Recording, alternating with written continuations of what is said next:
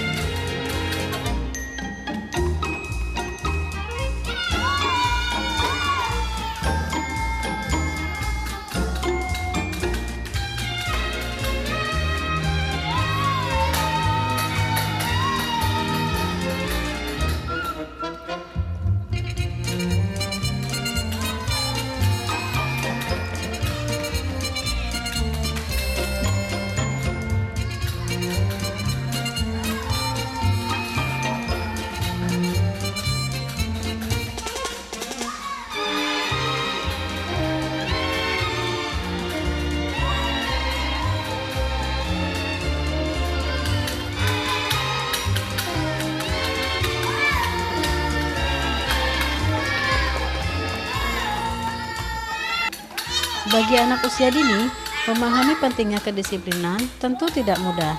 Dan bagi kita orang dewasa juga tidak mudah untuk menanamkan konsep itu ke anak, sehingga mereka tahu kebaikan-kebaikan yang akan mereka peroleh jika mereka tetap disiplin.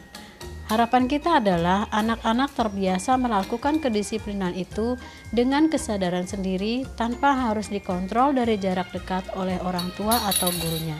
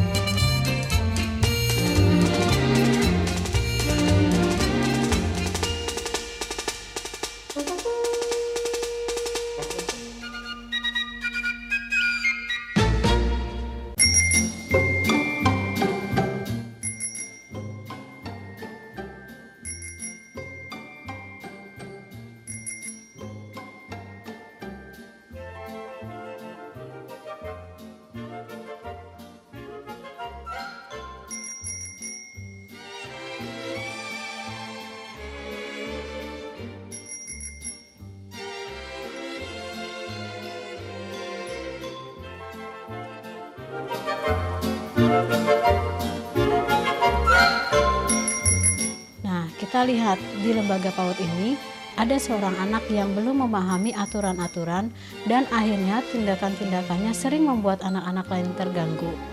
Di samping itu, anak tersebut sendiri merasa tidak nyaman dan tentu saja membahayakan bagi dirinya sendiri.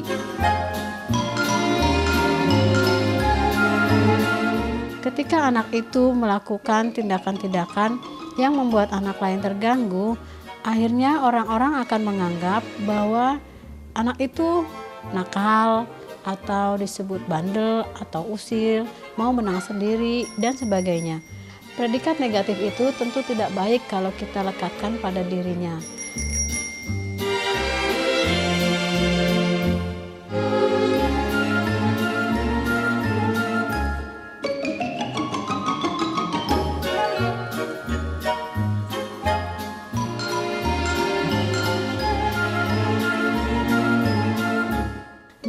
Karena ulahnya itu, anak-anak ini sering mengundang kemarahan guru. Dan karena dimarahi guru, ia pun menangis. Ternyata memang tidak mudah untuk mengendalikan anak dan berlaku adil kepada semua anak. Kadang-kadang guru menjadi panik dan berteriak untuk menenangkan anak-anak agar anak tidak berisik atau ribut. Padahal anak belajar dengan meniru. Bagaimana anak mau diam dan tenang kalau gurunya juga panik, cepat marah, dan bersuara keras. Sementara itu, ada anak yang tidak dapat dikendalikan saat jauh dari guru atau orang tuanya. Ia bisa penurut dan patuh hanya jika guru atau orang tuanya ada di dekatnya. Pemirsa, bagaimana itu semua bisa terjadi pada anak-anak dan bagaimana mengatasinya ya?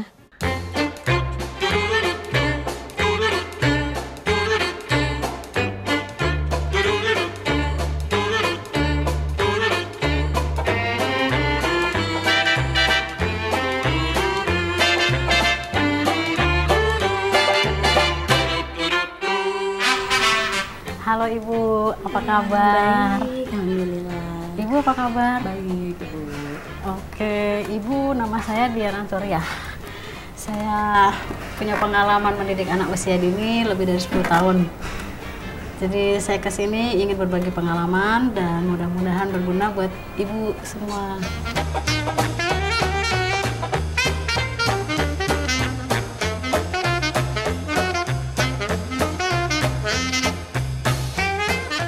Iya nih Bu, Gilang kenapa nakal sekali ya, saya sampai kewalahan menghadapinya. Padahal kita di rumah juga sudah cukup memperhatikan. Memang kebetulan kita suami istri bekerja ya, tapi saya rasa saya cukup memperhatikan segala kebutuhan dan perhatian buat Gilang. Tapi saya bingung untuk menghadapinya, bagaimana ya kira-kira cara mengatasi Gilang.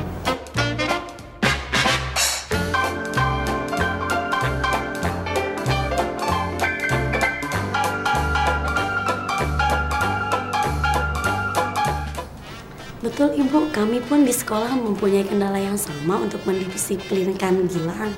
Jadi sudah diberi peringatan, sudah diingatkan mengenai aturan, tapi tetap saja diulangi. Bagaimana ya Ibu ya?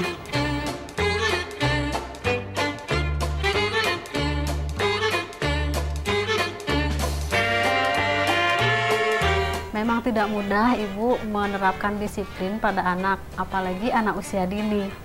Dan itu perlu kesabaran, perlu dilakukan berulang-ulang, dan jangan lupa mereka belajar dengan cara meniru. Jadi orang dewasa lah yang harus mencontohkannya terlebih dahulu.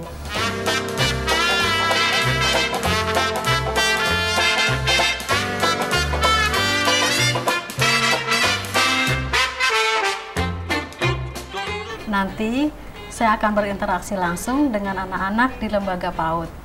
Di sana ada kamera-kamera yang tersembunyi dan Ibu bisa saksikan di monitor ini. Jangan kemana-mana ya.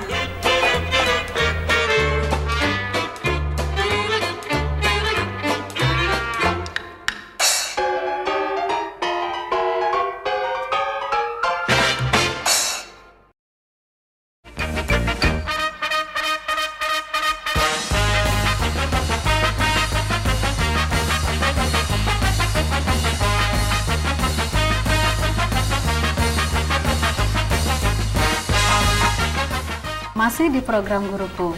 Kali ini tema kita adalah bagaimana mendisiplinkan anak pada usia dini. Saya akan berinteraksi langsung pada anak-anak di lembaga PAUD. Di sana ada beberapa kamera yang tersembunyi. Nanti Ibu bisa lihat di monitor ini. Yuk kita lihat.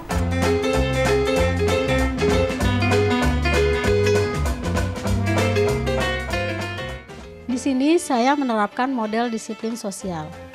Saya memperkenalkan kepada anak-anak tentang aturan-aturan yang berlaku di lingkungan terdekat mereka, yang saya sebut aturan main. Aturan-aturan main ini harus selalu diungkapkan sebelum anak-anak bermain setiap hari. Dan tidak lupa saya jelaskan apa akibatnya jika tidak mengikuti aturan main itu. Akibatnya itu bukan berupa hukuman-hukuman yang menakutkan loh. Aturan main yang pertama adalah fokus. Apa itu fokus? Artinya bekerja tetap pada pilihan kita. Kalau kita tidak fokus, akibatnya aturan main kedua tidak tercapai, yaitu tuntas. Bekerja tuntas itu apa? Mulai dari ambil mainan atau tugas yang diperintahkan, mainkan atau kerjakan, selesaikan, beritahu guru jika sudah selesai, bereskan, dan kembalikan ke tempat mainan tadi diambil. Itu artinya kita sudah melakukan juga aturan main ketiga, yaitu beres-beres. Kenapa kita harus beres-beres? Supaya nanti atau besok jika kita ingin main lagi, kita tahu di mana tempat main itu disimpan. Jadi kita tidak perlu berlama-lama mencarinya. Nah, untuk aturan main yang keempat yaitu bilang pinjam kepada teman yang sedang menggunakan mainan yang ingin kamu pakai dan berterima kasih jika sudah dipinjamkan. Jadi dengan begitu kita akan bisa melakukan aturan main yang kelima yaitu kontrol. Bagaimana kita mengendalikan diri kita agar teman kita merasa nyaman dan juga kontrol terhadap mainan kita agar tidak rusak. Kelima aturan main itu ada baiknya dituliskan dan ditempel di dinding. Lama-kelamaan karena setiap hari sebelum main guru menyampaikan aturan mainan itu, selanjutnya anak-anak akan menyebutkan sendiri aturan-aturan tersebut. Dan jika pada saat main ada yang melanggar, kita hanya perlu mengingatkan, bahkan mungkin ada teman lain yang mengingatkannya. Jadi sebetulnya tidak ada anak yang nakal di dunia ini, tetapi ia belum tahu aturan-aturan yang berlaku atau sudah tahu tetapi lupa. Kita harus memberitahunya terlebih dahulu secara rutin dan kemudian sesekali mengingatkan. Model disiplin ini akan menjadikan anak mampu mengontrol dirinya sendiri, baik ketika berada di dekat orang tua atau gurunya maupun tidak. Nah, di rumah kita juga bisa membuat aturan-aturan dan pikirkan akibatnya jika aturan itu tidak diterapkan. Ingat, bukan hukuman ya. Sampaikan aturan itu secara rutin, bisa sebelum tidur atau pada saat sarapan pagi. Saat-saat lain kita hanya perlu mengingatkan saja. Selamat mencoba.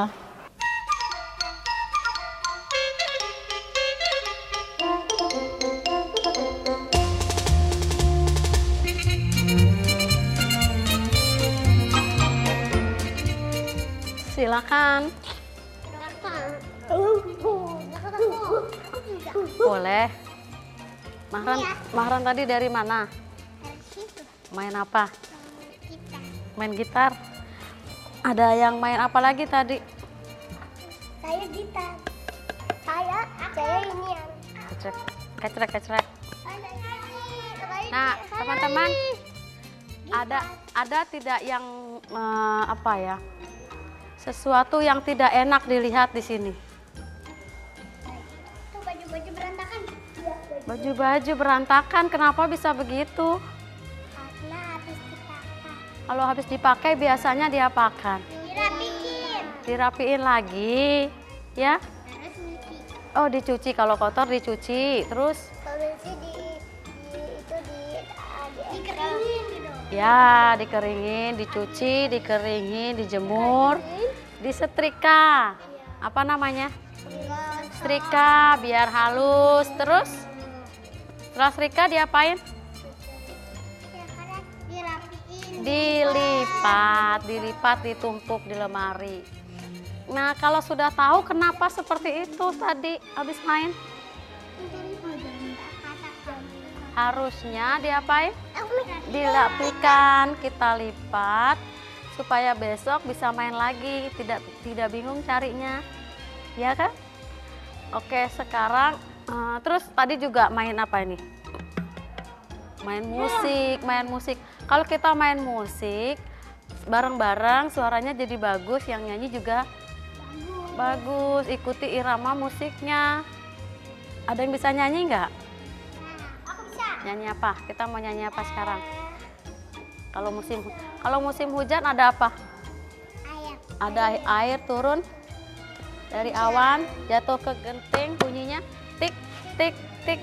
Nyanyi itu yuk, Tik tik tik bunyi hujan di atas genteng.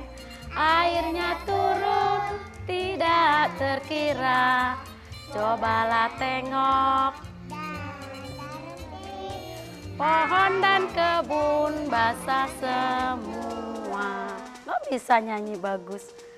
Kalau nyanyi sudah bagus, ada yang main musik lebih indah lagi, ya nggak? Iya. Oke, sekarang kita akan melipat baju-baju itu dan menyimpan. Halo, dengar Ibu Dian bicara, satu bicara, yang lain dengar. Kita akan melipat baju-baju itu dan menyimpannya di lemari supaya besok kita bisa main lagi. Oke? Masih ingat tadi pakai baju yang mana? Masih ingat bajunya yang mana yang dipakai? Kemudian lipat sendiri ya. Ya, oke, silakan.